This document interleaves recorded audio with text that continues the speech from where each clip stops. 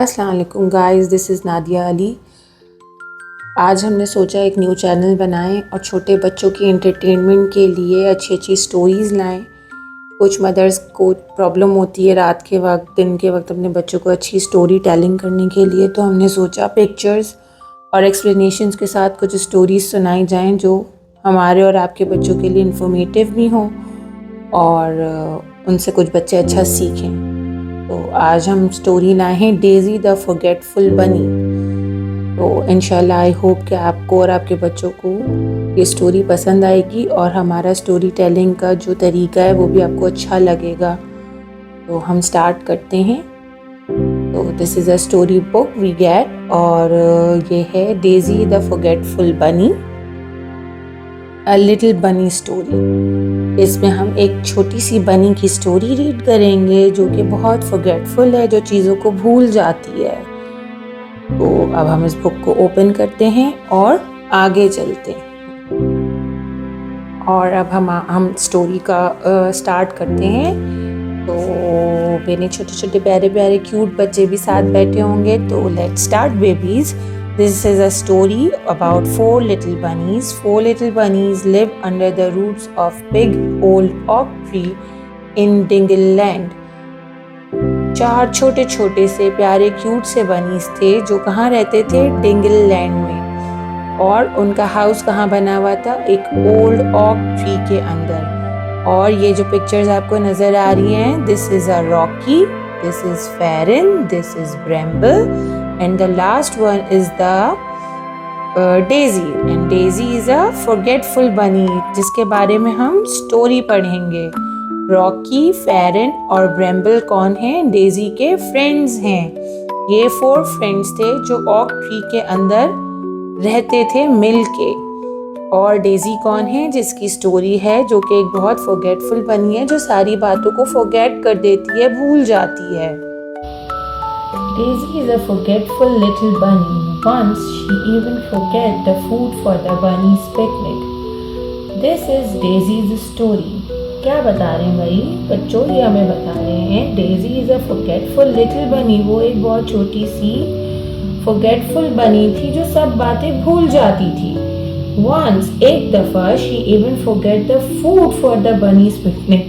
क्या कह रहे हैं? एक दफा सारे बनीज मिलके पिकनिक पे जा रहे थे और वो पिकनिक पे बनीज का फूड ले जाना ही भूल गई।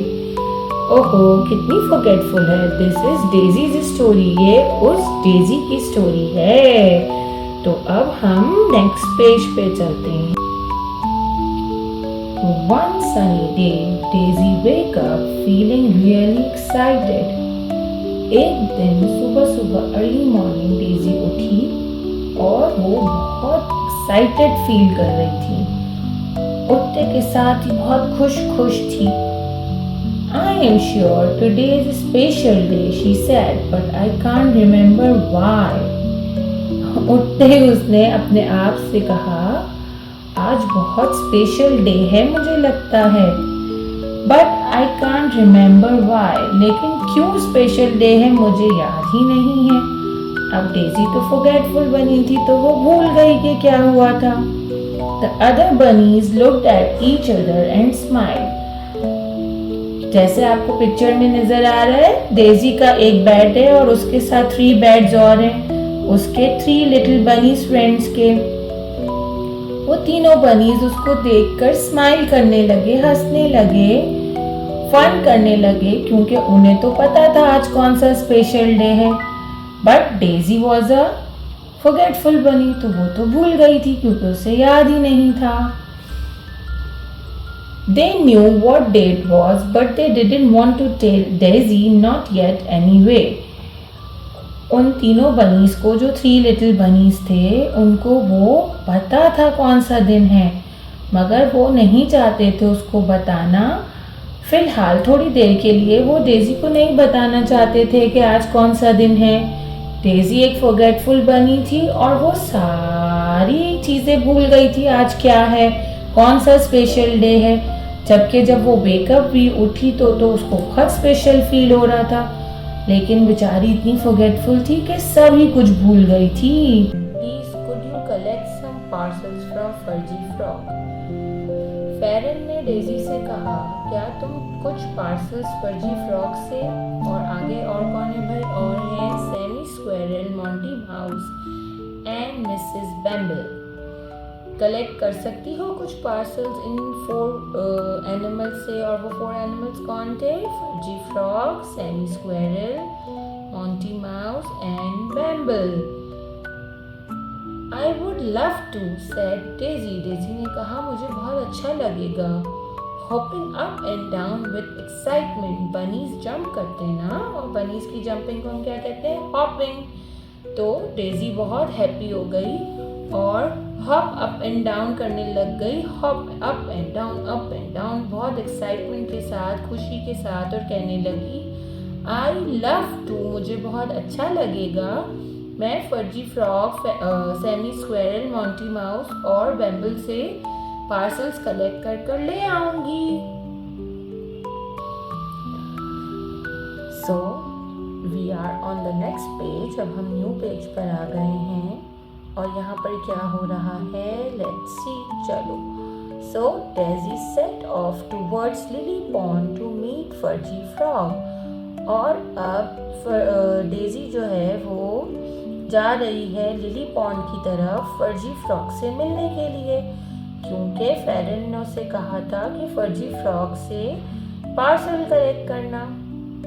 तो अब देखते हैं कि डेजी को याद रहता है या नहीं, वो कहाँ जाती है। Let's see. She hadn't gone far when Fern called out. अभी वो बहुत दूर नहीं गई थी कि फेरन ने उसे बुलाया और कहा, when you have finished, meet us at Bluebell Corner and don't forget. जब तुम ये काम ख़त्म कर लो, फिनिश कर लो, तो हमसे ब्लूबेल कॉर्नर में मिलना, एंड डोंट फॉरगेट, भूलना नहीं। तो डेजी ने कहा, don't worry, said Daisy, I have tied a knot in this bunch of grass to help me to remember. Daisy कहती है, डोंट वरी, टेंशन नहीं लो, फिक्र नहीं करो, मैंने ये bunch of grass not up कर ली है। उसने एक थोड़ी सी ग्रास ली और उसको बंच बनाकर अपने पास रख लिया, ताकि उसे याद रहे कि उसके फ्रेंड्स ने उसे क्या काम कहा था और उसे अब कहाँ वापस आकर उनसे मिलना था। डेजी बहुत फॉरगेटफुल बनी थी, सब बातें भूल जाती थी, इसलिए उसने एक निशानी रख ली, एक मार्क कर लिया अपने पास कि मैं इसे देखूंगी तो मुझे याद आ जाएगा कि मुझे क्या काम करना था, मेरे फ्रेंड्स ने क्या काम बताया था। तो इस तरह वो बात को याद रख लेती। अब हम आगे चलते हैं। She held the grass up for the others to see. और वो हाथ में अपने, एक पॉ में अपने, जो उसका पंजा होता है, पॉ होता है, उसके अंदर उस बंडल ऑफ ग्रास को उठाती है और दिखाती है। Then she hopped away and was soon out of sight.